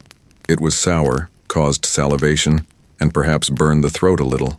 But on a hot day, after hours of work under the scorching sun, this acidity could seem refreshing. It quenched thirst and was believed to cool the body. You drank it not for pleasure, but because it was better than nothing. It was a drink that spoke more about your status than any words. If you were drinking pasca, it meant your beer was gone, and you had no money to buy more. Another drink, hovering on the border between food and drink, was verjuice. Literally, this word means green juice. It was made from the juice of unripe grapes, sour apples, or even sorrel. In autumn, after harvesting grapes for the Lord's wine, small, green, incredibly sour bunches would remain on the vines. They were collected, pressed, and yielded a tart, astringent juice. This juice was too sour to drink neat, but it was diluted with water and used as a drink or as a sour seasoning in cooking, an alternative to vinegar or lemon, which was an exotic luxury. Verjuice, diluted with water, was another way to make water more palatable and perhaps a little safer. But there were times when you didn't even have vinegar or verjuice. When a severe drought struck, streams dried up and wells ran low. The water became even dirtier and more stagnant. In such moments, you had to drink it plain, aware of all the risks. You tried to minimize the danger as much as possible. You tried to take water from a source considered clean or drew it after heavy rain. Sometimes water was left to settle in a pitcher for heavy dirt particles to sink to the bottom, and then the clearer top layer was carefully poured off. But this did not eliminate the invisible enemies, bacteria and viruses. Every sip of such water was an act of faith and desperation. You drank and prayed not to get sick. Often these prayers went unanswered. Outbreaks of dysentery and other intestinal diseases were common, especially during the hot summer months. They claimed lives, especially of children and the elderly, whose bodies were weakened by malnutrition. Thus, even such a basic act as quenching thirst was fraught with difficulties and dangers for you. The choice of drink was not a matter of taste, but a matter of survival, determined by your economic status and the time of year. From nourishing but humble beer to tart, sharp pasca, and finally to dangerous, murky water. Every sip told a story of your struggle, and in those moments when you had to drink just water with vinegar, you felt the full depth of your poverty, a taste as sour and sharp as the drink itself. Medieval dieting, food as medicine. In your world, where every day was a struggle for calories and hunger was a constant companion, the idea of voluntarily abstaining from food seems absurd. However, it existed, but in an entirely different context than the modern concept of a weight loss diet. Your diet was not a choice, but a given, dictated by poverty and the time of year. But even in this world, there was a concept of diet in the medical sense. When you or a family member fell ill, food transformed from a source of strength into a potential threat, or, conversely, into medicine. Medieval medicine, based on the ancient theory of the four humors, blood, phlegm, yellow bile, and black bile, prescribed strict dietary regimens to restore the balance of these fluids in the body, which was believed to be the cause of illness. Imagine your child has a fever. You wouldn't go to a pharmacy for a fever reducer. You would turn to the local wise woman, or if lucky, to a monk from the nearest monastery who had some medical knowledge. The first thing they would do is assess the symptoms according to humoral theory. Fever, for example, was considered a sign of an excess of hot and moist humor, blood. Consequently, treatment would be aimed at cooling and drying the body. And the main tool for this was diet. You would be immediately forbidden from giving the child hot foods. This category included not only meat, especially red meat, but also foods like garlic, onions, spices, and wine. These were believed to further heat up the blood and worsen the illness. Instead, you would be prescribed a cold and moist diet. This could include cucumbers, melons, if in season, lettuce, and some fruits. But the main food for the sick was barley. Barley was considered cold and dry by nature, and was believed to have soothing and cleansing properties. The most common dish for the sick was barley broth, or peasants.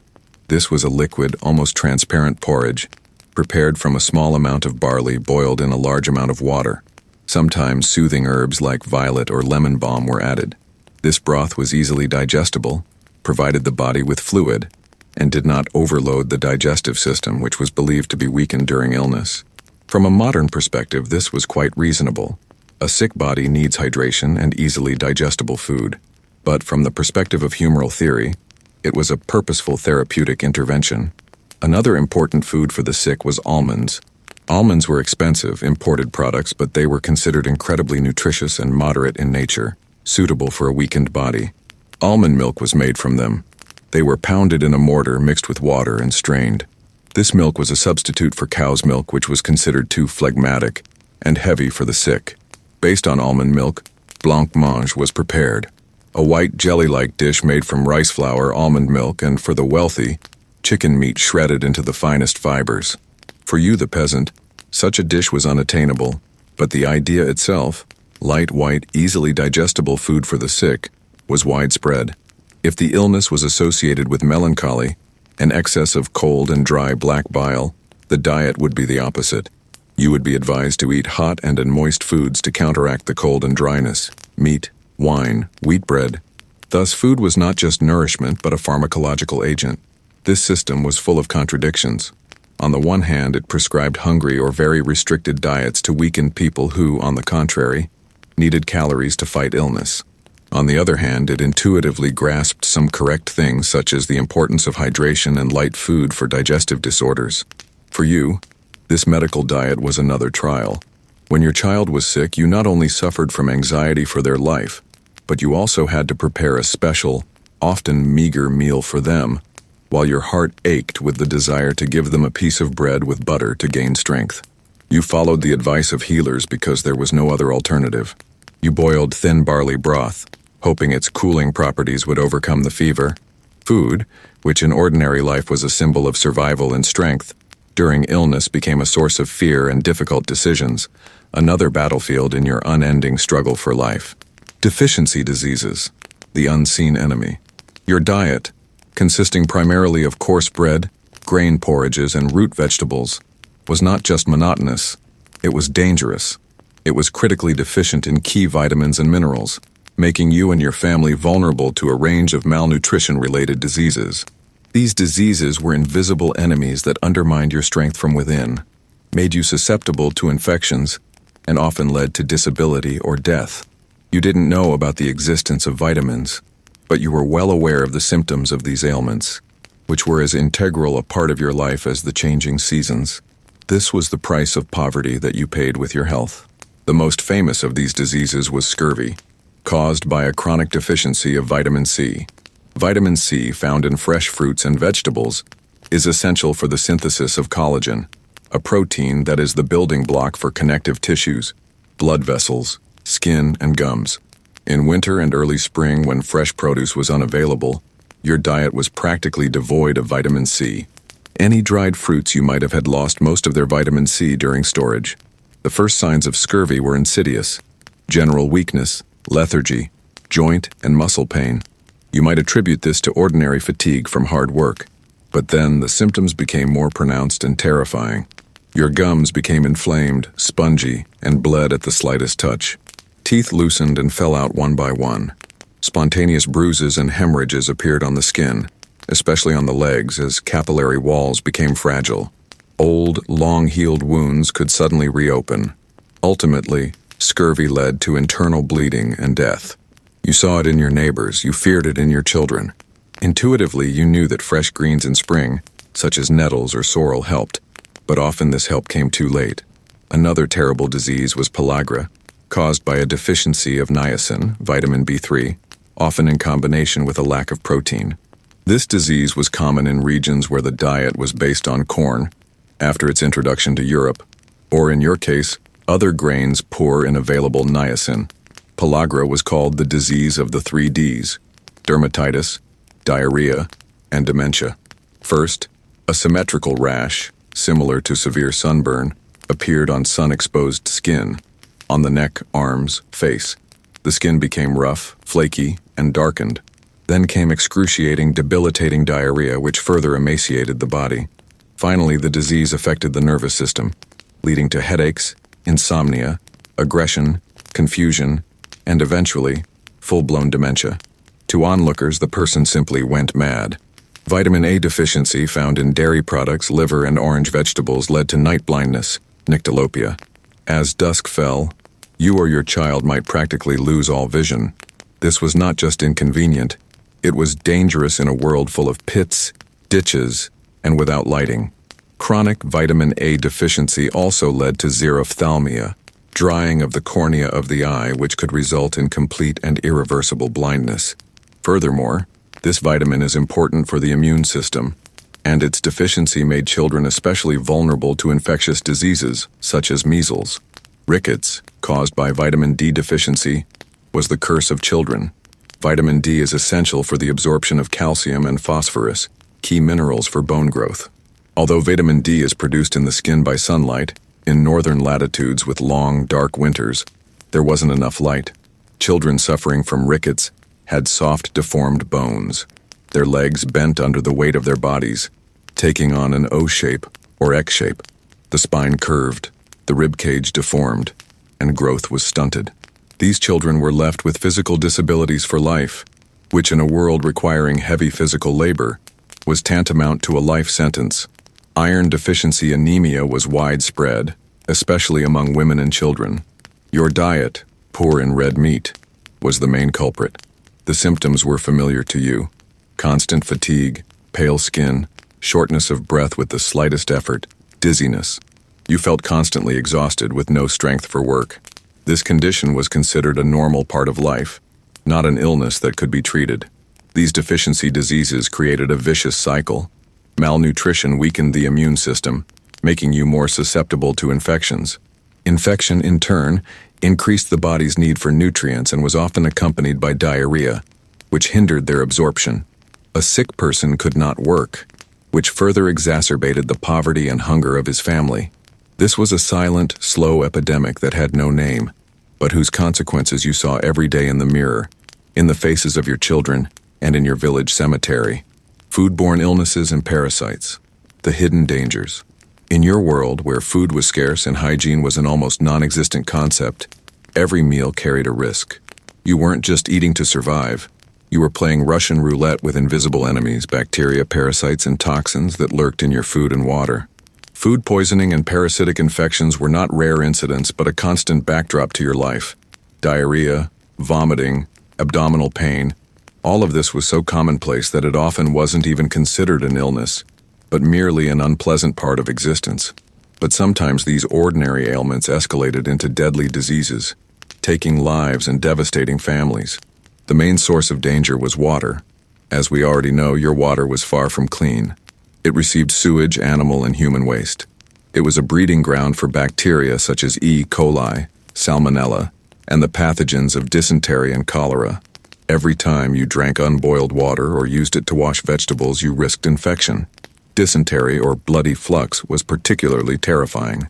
It caused severe abdominal cramps, fever, and bloody diarrhea, which quickly led to dehydration and death, especially in children. You saw a healthy child fade away from this disease in a few days and were powerless to do anything.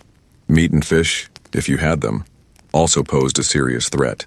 Without refrigeration, storing them was incredibly difficult. Even salting and smoking were not always reliable.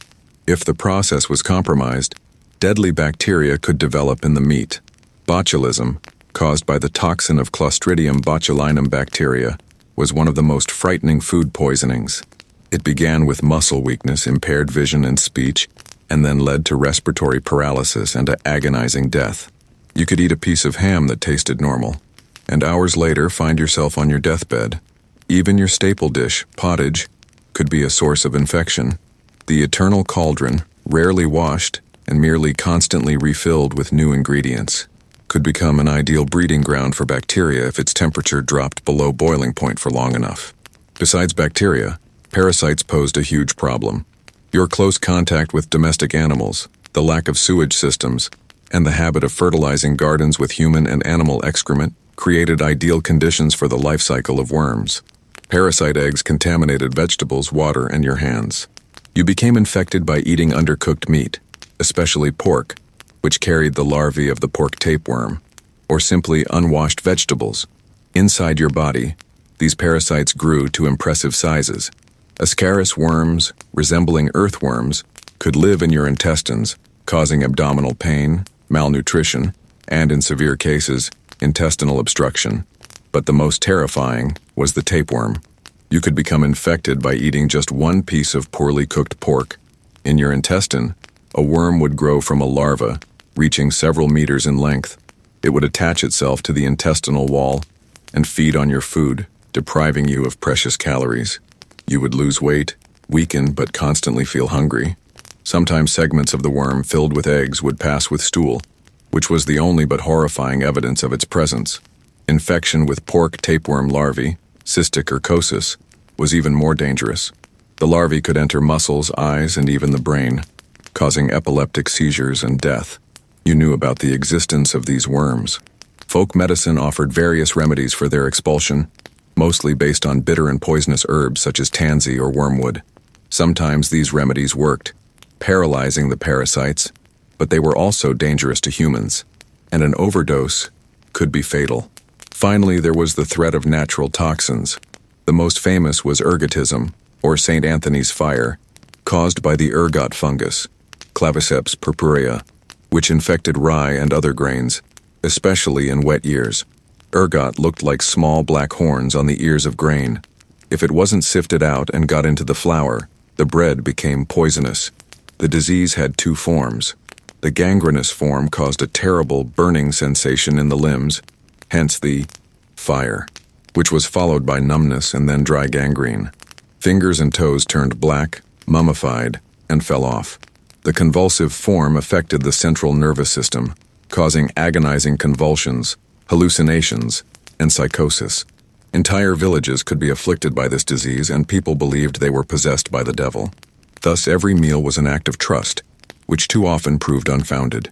Your food, the source of life, could at any moment become a source of suffering and death.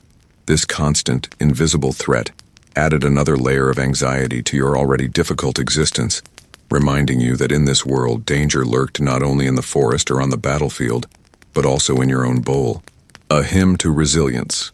And so here you are at the end of our long and hopefully sleep-inducing journey through the medieval peasant's kitchen.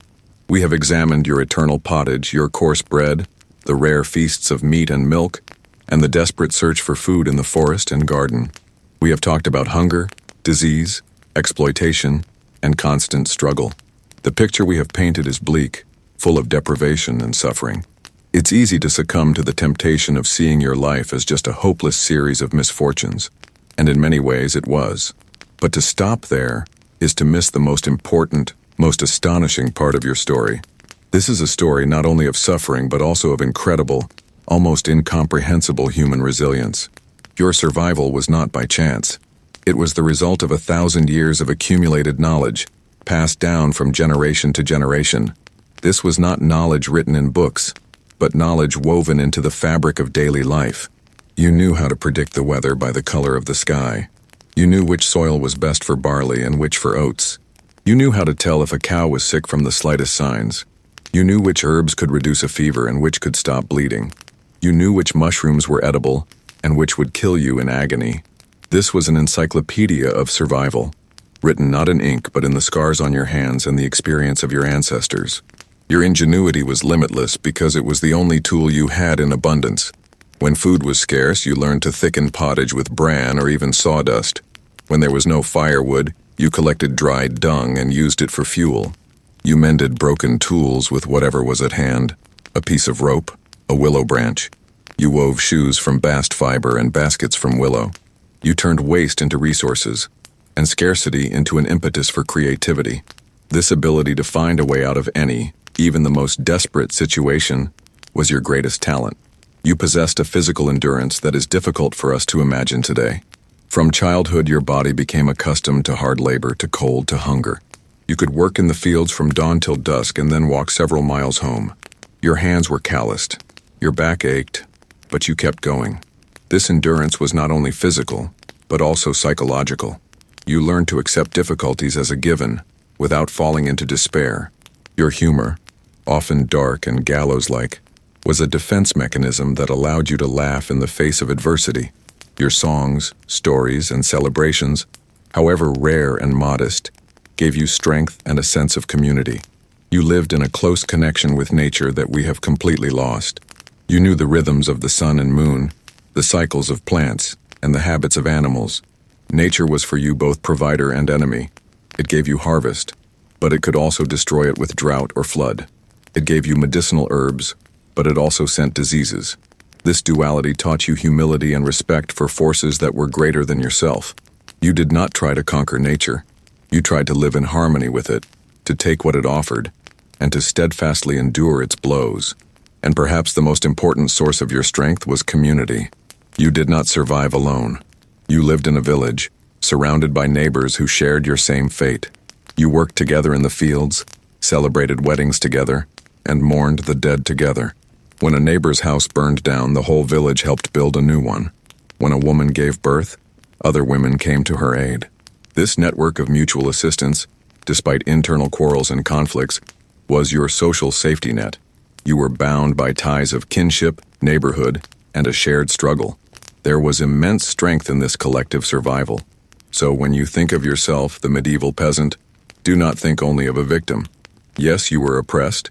Yes, your life was incredibly difficult. But you were not a passive object of history. You were an active participant, a survivor. You survived famine, epidemics, wars, and injustice. You stubbornly clung to life, bore children, and passed on your knowledge and your unbreakable will. You are the nameless, unsung hero whose sweat and blood built everything that came after. Each of us living today in comfort and abundance is a descendant of people like you, those who survived against all odds. Your story is not just a boring story about food. It is a hymn to human resilience, a testament to the fact that even in the darkest and most hopeless conditions, the human spirit can endure, adapt, and ultimately triumph. And now, as our journey comes to an end, feel the weight of centuries settling upon your eyelids. Think of your warm, soft bed, the quiet of your room, your refrigerator full of food. All these simple things that we take for granted would have been an incomprehensible, magical luxury for the peasant we talked about. He could not imagine a world without hunger, without cold, without constant fear. But you can. You live in this world. Let this awareness bring you a deep sense of peace and gratitude. Let go of all the worries of today. They are nothing compared to the struggle for survival that your distant ancestors endured. Let their resilience remind you of your own inner strength. Breathe deeply. Feel your body relax. Every muscle, every cell, releases tension. Let my voice become a gentle background, lulling you to sleep. The story is over. The struggle is over.